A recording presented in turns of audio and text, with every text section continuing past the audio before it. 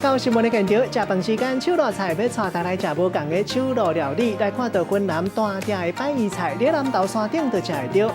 南投清境地区有一寡民众是滇缅的后代，过去因为生活较艰苦，因食饭拢是用手捏。有一间餐厅为了要保留传统，用手捏饭的特色，研发用行家来做主题，会当食到云南在地料理，也会当体验到过去用手捏饭的文化。 伫竹边仔顶悬放一路一路云南摆鱼好食的特色料理，有鱼有肉，阁有菜价，着滋味芳开阁赞。规只鸡是安尼烘甲油金啊油金，阁用特chế酱料来拌饭，食着嘛有另外一种特殊的滋味。规个竹边仔甲芳起来，阁是一道真好食的料理。不过特别的是伫遮哦。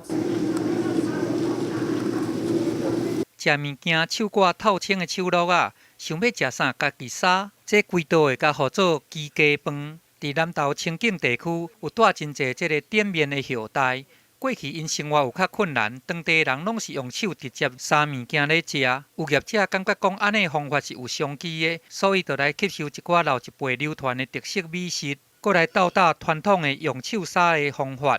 后来这食物件的民众感觉讲真清巧。那个之前都有上来过，但是不晓得说我原来有这么特别的一道餐点。那像它的烤鸡，它那个香味是非常独特，一般在我们平地是不会吃到。因为以前他们在大陆的话，我们是吃完骨头直接丢到地板。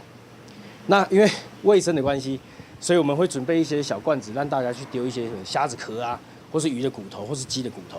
这款这么在地云南好菜，唔免坐无人机出国去，开车来到南投就会当食到。传统的美食有这大地的呈现，就是要让民众无同款的食食享受。记者综合报道。